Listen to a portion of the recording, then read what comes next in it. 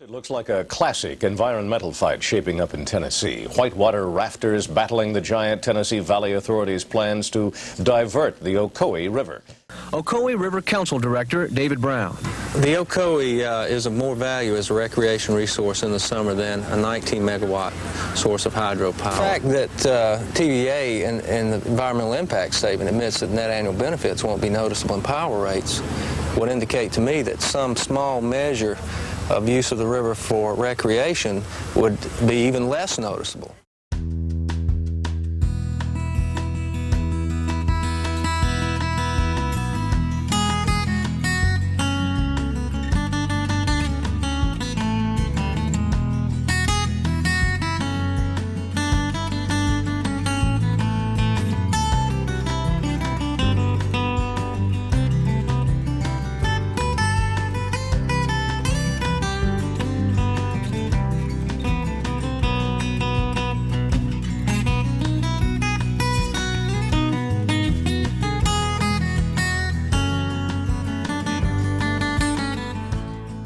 Hi everybody, I'm Marc Hunt.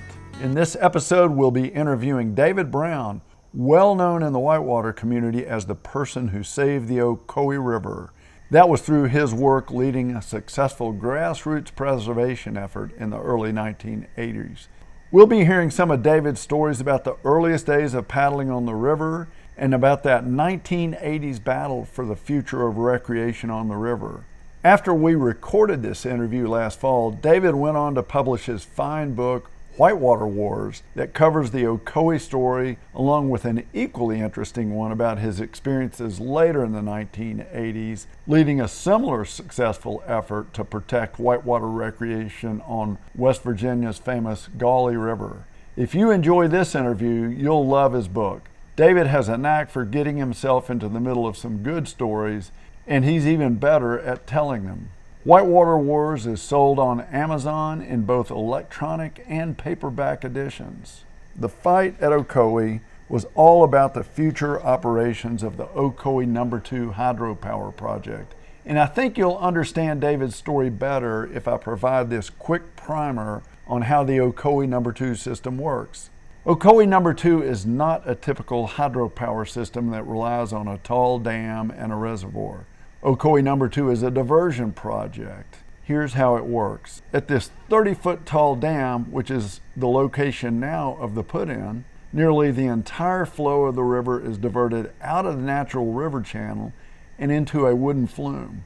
The flume extends about 4.7 miles, paralleling the river the entire way. Now, the flume drops only about 10 feet over that distance, and in the meantime, the riverbed drops about 260 feet. So at the end of the flume, water is sent straight down the hillside through these huge pipes called penstocks and into the power plant. The enormous water pressure in the penstocks spin two big turbines, which in turn drive two large generators. The electricity produced from those generators is then sent out over the TVA system via high voltage power lines. The Ocoee No. 2 project was first built in 1911 to 1913 by the East Tennessee Power Company. In 1949, a huge federal agency called the Tennessee Valley Authority acquired Ocoee No. 2. From 1913 until Labor Day weekend in 1976, the flume carried the river's flow 24/7 and year-round. During that time, the riverbed remained largely dry except for during very rare flood events.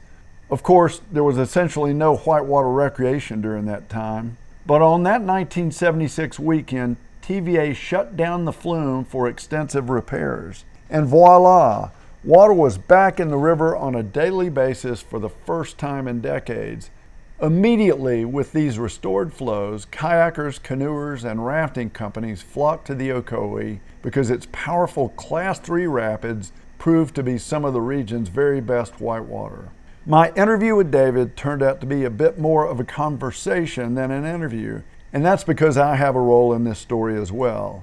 I happen to be one of those kayakers who found my way to the Ocoee, actually on that very first weekend of restored flows, and within a few months had, along with a partner, started the first rafting company on the river.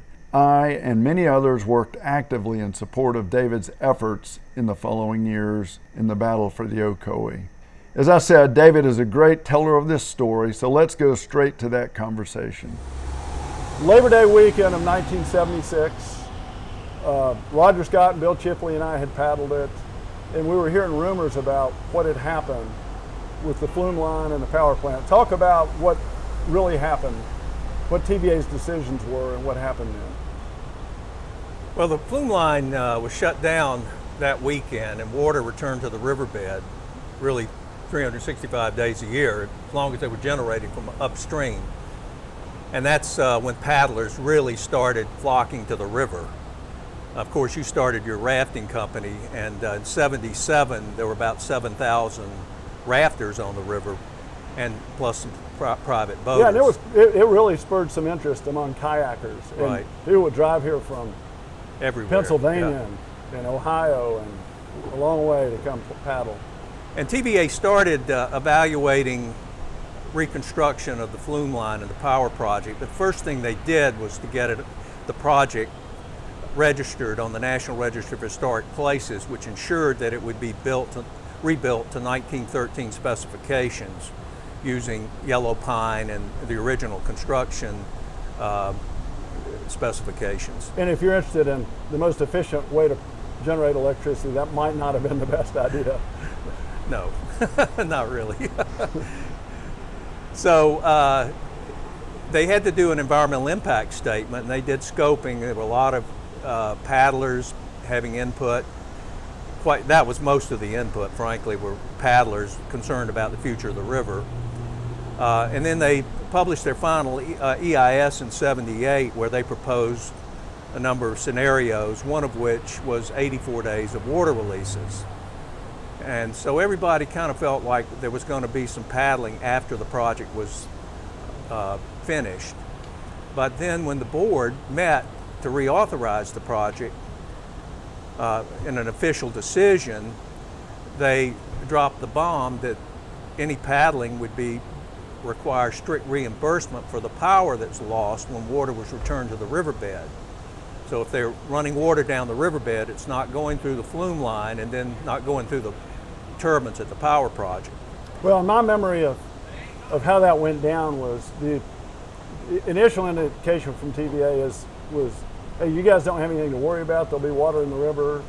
We were all happy and we were going along, and then the bomb dropped that you referenced, and we all got nervous. And we actually, the TVA told us some dollar amount that we would have to pay, which was exorbitant. Yeah. And we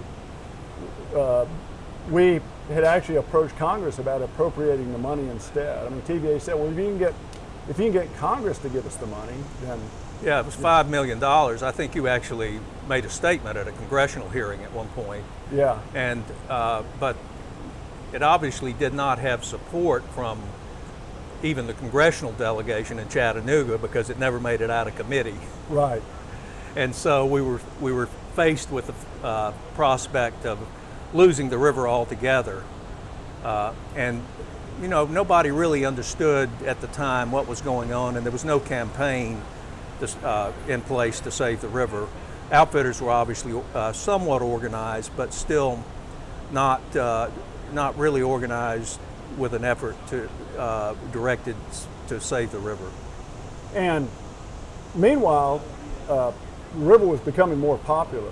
Through 1978, there were, the use like quadrupled. There were 8 outfitters operating in '78.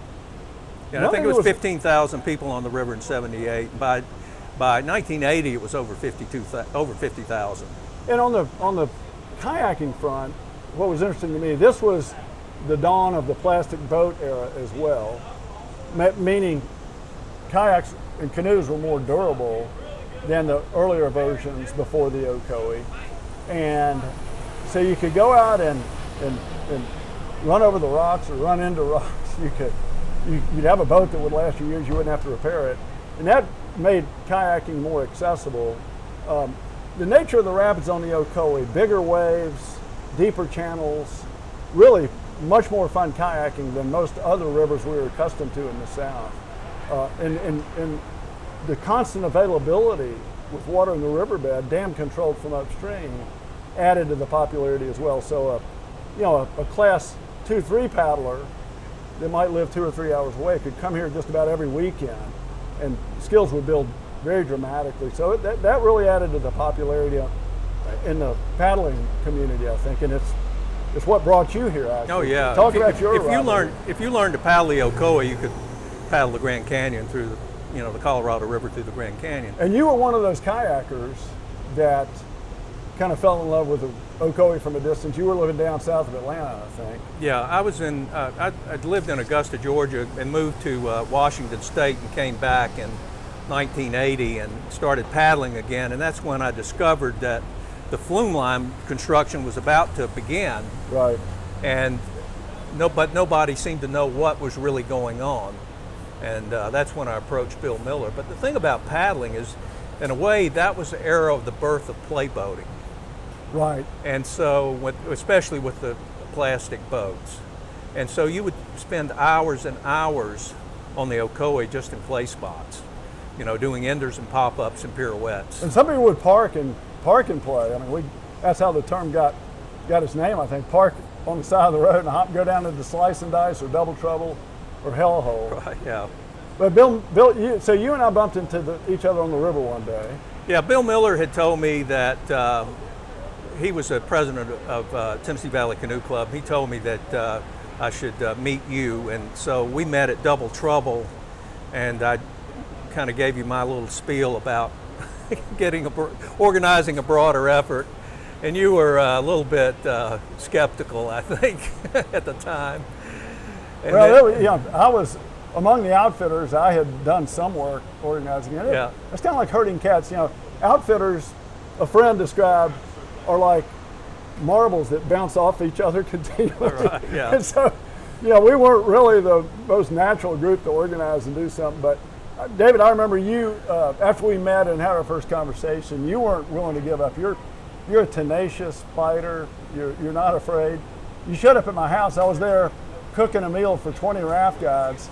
They were going to show up like an hour later. And you walked in my door, and I remember clearly you said, "Mark, the Ocoee is going to die unless we get really serious and do something. What are we going to do?" And you challenged me a little bit, and I felt myself getting a little on board, and we had a great hour-long brainstorm that evening, and it led to other things. So take it from there. Well, we did that van tour with some private boaters, Bill Miller, you, Dick Eustace, talking to people who had tangled with TVA. I remember meeting with Frank Fly. At the time, a lot of people were still kind of questioning whether we could deal directly with TVA, direct negotiation, or we were going to have to take a different course. And so Frank Fly made it clear to us that we couldn't trust TVA. Now, Frank was an attorney. Yeah, and he was fighting the Columbia Dam on the Duck River. Yeah, he was up near Nashville, and we stopped and saw him. And we were in Bill Miller's van on the way back, and Dick Eustace, who you mentioned, was the manager of the Ocoee outpost for Danahail Outdoor Center. And I think you sensed that it was going to take a lot of work and people might not cooperate, and it was really worth it. You said something to the effect, "Well, guys, I tell you what, I may have to go back out to Washington State and be a ski lift operator again." And we stopped at a Cracker Barrel for a pee break, and Dick Eustace and I kind of huddled, and I said, hey Dick, if we offer David $150 a week, and if NOC will pay half, Sunburst will pay half, maybe he'll stick around and help us a little longer. And when we got back in the van, I pitched that idea, and you said, "Yeah, let's do it." You couldn't wait. Yeah, it was all you needed. It took you about 1 second to decide that this was going to be your thing for a while, and you moved into guide housing. You got free housing out of this deal. Right. Yeah, I lived in your guide house that first winter, and you folks had gone to Colorado to Crested Butte, so we were, and we really were very green. We knew we had to do something, not exactly sure what. We had gotten a little council from American Rivers and set up the Ocoee River Council, which was private boaters and and outfitters. So we had an organization, and I was getting the administrative stuff together. There had been a petition put up at Laddie's Gulf Station and got about 200 names on it opposing recreation on the river. Like kind of like forever. Like Shut down recreation. Generate electricity purely. Yeah, totally back opposed. Back to the way it was. Yeah, totally ban kayaking and rafting. But that disappeared, and so we kind of thought, well, maybe it's nothing's happening with it. But then I got a call from Tish Jenkins, Southeastern District Administrator from TVA. It said that this petition had been received by Congress with over 2,000 names on it against recreation on the river. And of course, my heart sunk because that was a political catastrophe. But she told me to come look at it. So I drove over to her office. She gave me a copy of it. And right away, I found Jake Kerr's name on it. Jake rented your headquarters to you, and I knew Jake would not have signed the thing. So, my suspicions were raised by that. I took the petition to Jake. Jake looked at it and said, "David, there are dead people on this petition."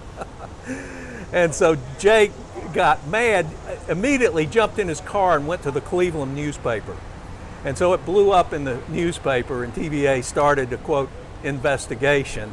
Right. After which they determined their employees were not involved and implied that we set them up, which was a total lie, because Tish Jenkins had already told me that they knew their employees were involved in it. So what this is sort of illustrating, at the corporate, top levels of TVA, they were facing a precedent. They didn't want to release water, give away water that could generate electricity, because it would set a precedent, and they didn't want to do that. That's why they were pressing for reimbursement to do it. And at the local level, TVA employees were feeling that their jobs were threatened, even though we weren't really after shutting down this project. We just wanted a balance of power generation and releases for recreation. But it's interesting that there was a lot of local opposition beyond the TVA employees, and it had a little bit to do with the culture. Polk County is a remote Appalachian region that is predominated by national forests and a lot of traditional way of life in those days here. And this influx of rafting companies and whitewater paddlers and hippies, it was very threatening to some people, and they didn't want their lives disrupted. So it was kind of bumpy in terms of local relationships in those days. Yeah, I think outfitters had some good relationships with local people through their business dealings. Yeah. And so, but TVA, the Office of Power was dead set against recreation on the river, and of course the local employees were as well. So that guaranteed that there was going to be a fight for the river. So at one point we tried a lawsuit. Yeah, so after TVA had kind of implied that we were behind the petition in the newspaper, it really made me mad. And JT Lemons, who ran Ocoee Outdoors, had been introduced to an attorney in Nashville, Charlie Warfield, who told him if we ever need any help, give him a call. And so I thought we should explore the potential for a lawsuit. And early on in the battle, I'd looked at the Tellico Dam controversy and had determined there were basically four options to win. There was no action, where you could just accept whatever they gave you. There was direct negotiation, and you can't win direct negotiation from a position of weakness, which is where we were. There was potential legal action, and then there was political action. Well, it's pretty apparent from the Tellico Dam situation that while you might be able to delay the project in some way or enhance your negotiating position, political action was ultimately going to be the way the river was saved. But we decided to file a lawsuit in hopes of forestalling the project and maybe bringing TVA to the negotiating table. We actually won the first round because TVA, when they had done the EIS, so just to back up, a lawsuit in federal court, in federal court, U.S. District Court in Chattanooga, filed under the claiming under the National Environmental Policy Act, a law that requires that a proper environmental impact statement be filed. We sued on the grounds that the EIS was defective, that they were not as full and complete in considering options in a fair way in the EIS, particularly. That's right. And we won on the first round because TVA had not mentioned the requirement for reimbursement for lost power in the environmental impact statement.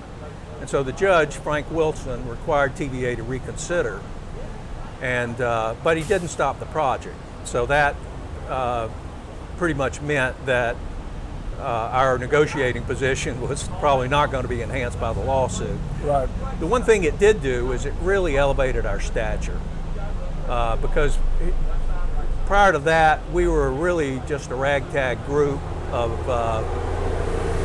paddlers in river sandals and river shorts. Well, some would claim that we're still a ragtag group.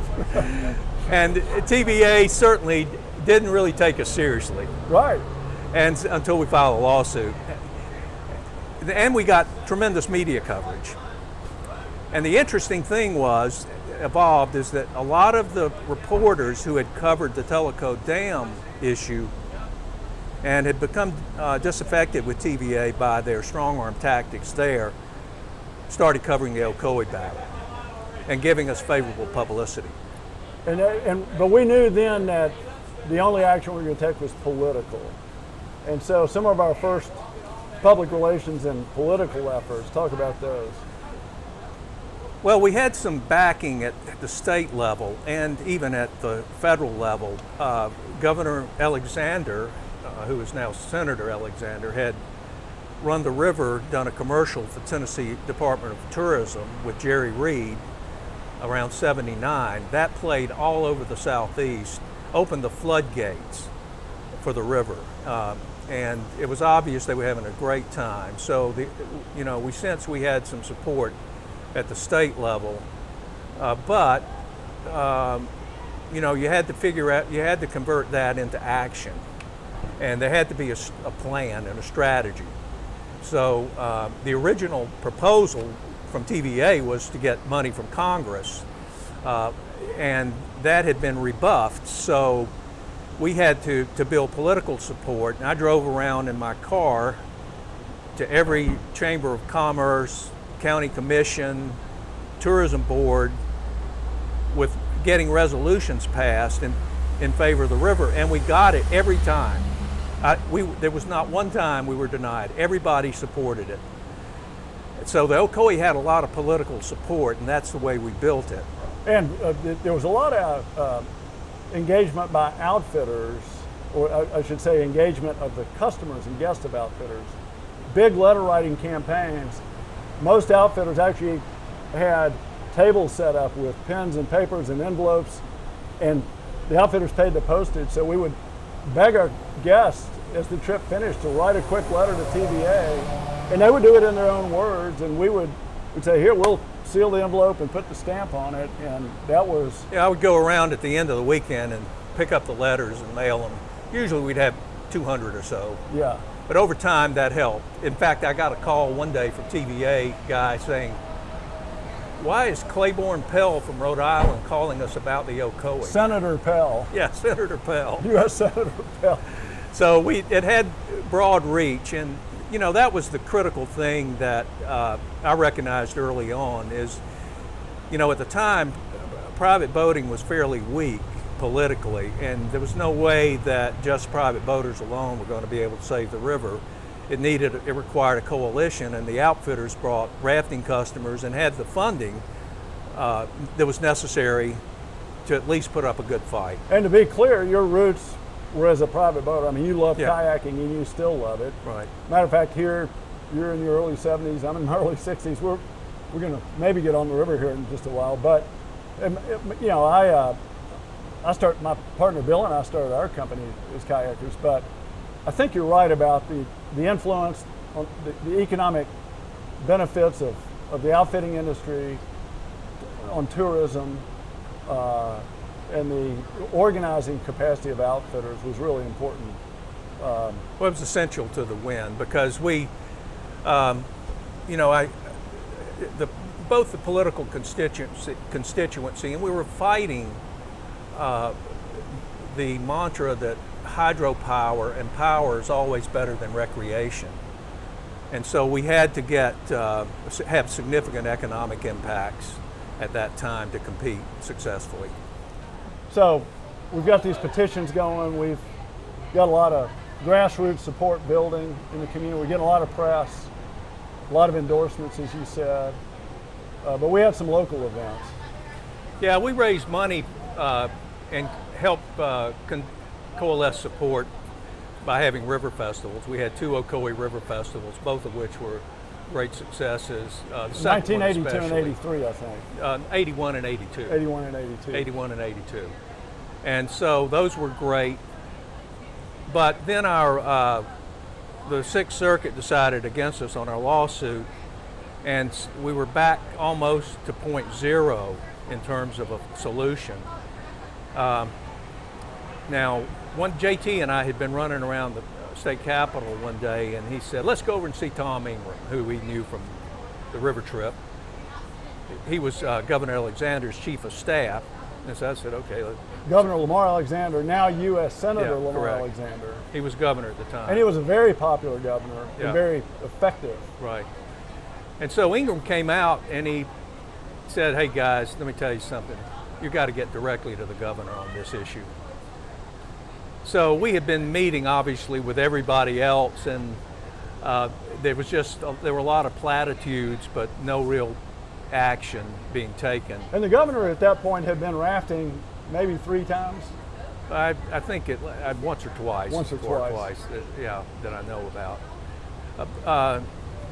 So it was actually, it was kind of a dark winter in '83 because the flume line was nearing completion, and we didn't have any clear path for victory. And then let me put an exclamation point on that.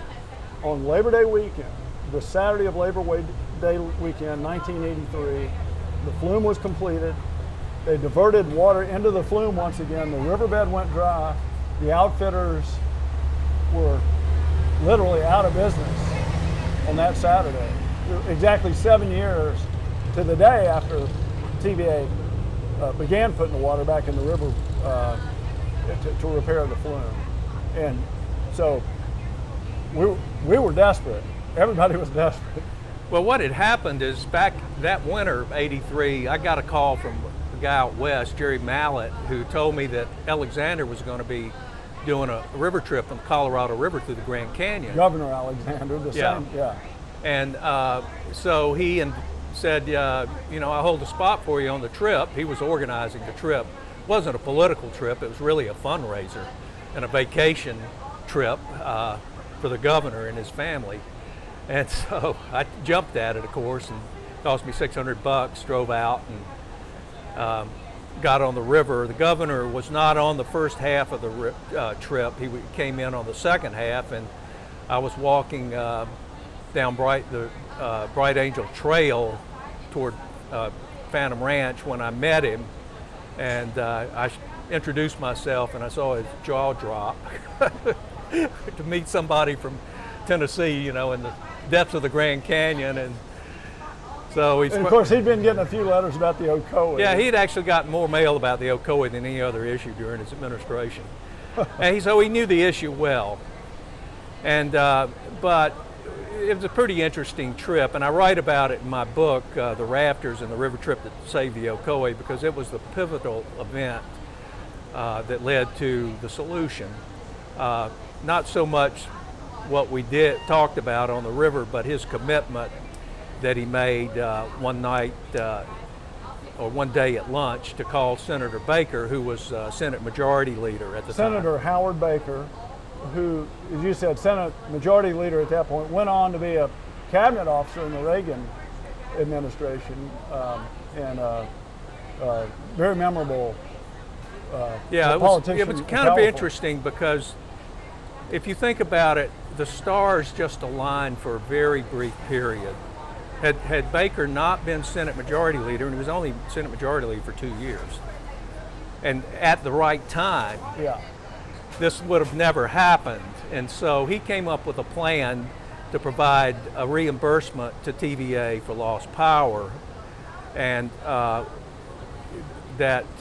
then, as you know, we got a call from the Commissioner of Conservation in October of '83 to come down to the TVA headquarters. Yeah, so at this point we had gone for like 7 weeks or so with the river shut down, not knowing what the future. And our status with the governor was, don't call us, we'll call you. Well, we knew something was going on, and in fact, I'd gotten a few calls here and there just asking this and that about it, so I knew they were working on it. But the call from Howell was the clear sign that we had a plan. And that would be Commissioner Charles Howell. Yeah, he was Commissioner of the Department of Conservation. Department of Conservation. And so he was kind of Alexander's wingman on it. And so we met in the Office of Power and had a pretty interesting negotiation. You were there, David Bromell was there. We marked off the days for the river. It wasn't easy. There was some debate about how many days we were going to get. They knew how much money was in the pot, so the issue was how many days we could get and what those days would be. So we came up with a schedule that's pretty much what it is today, although it's been adjusted a little bit. That was a contentious, several-hour-long discussion that day. There was 11 of them and 4 of us. Yeah. But it was as I had mentioned earlier, it was a direct negotiation, but we were negotiating from a position of power with the state and Senator Baker's support. So TVA was there to make a deal, although, as you mentioned, there were some pretty significant blow-ups. Well, yeah, and some good things happened, but let me highlight a couple. You mentioned we were discussing the days that the water would be released, and here we are on the last Friday before Labor Day, and we figured out that the water needed to flow on Mondays, Thursdays, and Fridays between Memorial Day and Labor Day. And that's why the water's on today. And another big thing that you and I didn't quite see coming, I don't think, is that the state showed up, Commissioner House showed up and said, a bottom line requirement for the state of Tennessee is that the launch site and the takeout site become part of our state park system. The state of Tennessee is going to look after the quality of recreation, and we're going to keep an eye on TVA, and we're going to make sure this thing really happens according to the deal we're about to make. And so this nice parking lot, the launch ramp, the ranger presence, which helps out with safety, the management, the permitting, and oversight of outfitting, all that was because of the deep commitment the state made to ensuring this resource was going to be taken care of, which I think is, in retrospect, was enormously important. Yeah, it was, and the agreement that was signed in '84 gave the state easements to control the property for the put-in, the takeout, and the access points that were necessary to manage as a state park unit. The state actually didn't own any property here, but TVA and the Forest Service had the property, and they participated in the agreement, right, which was signed in March of '84 for a 35-year term, guaranteeing water releases for 116 days a year. And so by 1983, when the flume was complete and we were getting ready to move to the new schedule, the number of people using the river per year had gone up to in the 90,000s last year, right. And so after 1984, when the new arrangement took place, here we are 37 years later. And I remember the arrangement we made, I remember thinking in that TVA office as we made that deal, this is going to be a 35-year arrangement. And for a person in his 20s, it's like, that's forever. I know, I literally thought, none of us are going to be around to paddle that river 35 years. Well, here you and I are 37 years later with kayaks on our car and all this still going on. So, but it required another negotiation at the end of those 35 years, which about 4 years ago had heated up. When the contract was set to expire, TVA outfitter started talking to them, and their original proposal was they had to come up with $9 million up front for 5 years of water releases. Well, where were outfitters going to get $9 million? Oh, yeah. So obviously that was not workable. Very similar dynamics. I mean, in some ways, almost a copy of what happened. Yeah, earlier. but virtually same thing, except it was a little more abbreviated, and yeah. we had to organize again. And by that time, the outfitters had a state lobbyist who was able to work with the state Right. to come up with the money to reimburse TVA. The interesting thing about the arrangement, the original arrangement, the $7.4 million, the outfitters actually repaid the Treasury for the entire Yeah. amount. And so that was done by 2018. And so they don't have, they'll also be reimbursing the state for the investment in water releases. Right. So, David, the outfitting industry and use of the river, it peaked out at 200,000 people per year. I think there's over 240, close to 250,000. So the growth was beyond what we were even guessing it might be. Yeah, it just exceeded expectations And in every the way. number of outfitters, I think I recall, peaked at something like 22 outfitters at one point. It's declined through consolidation and just it's some about that movement. much now, actually. Oh, there are about Yeah. 22 outfitters. And in the meanwhile, kayaking and canoeing has evolved. Skill levels for whitewater kayakers have certainly gone up, and so the Ocoee is really considered class 3 plus. You know, we kind of called it class 4 back in the day, but it's regarded as more class 3. And so with plastic boats, with great designs, with safer designs, and with skill development, kayaking is, you know, the top end of kayak sport is running class 5 whitewater with 30, 40, 50 foot waterfalls and very rocky, I mean, things that make the Ocoee look relatively tame. But the Ocoee is still super popular, and class 3 and 4 kayaking is probably still the most popular sector for private paddling as well. So this river is covered up with kayakers on the weekends still, just like it was in the 80s and 90s, and it's a great resource. Well, David, let's kind of wrap it up here. Your book, folks, please buy it. There are some stories. David and I just stayed on the big picture topics and the dynamics of all this.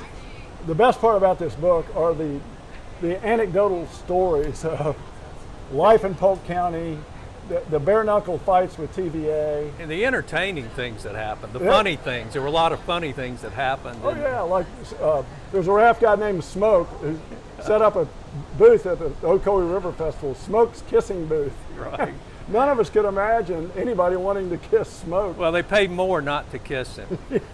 But there are lots of stories like that that occur in the book, so run out and buy one. David, thanks so much for jumping in and doing this with us. Yeah. And again, folks, Southern Appalachian Paddle Sports Museum, SAPM. The website is paddlingmuseum.org.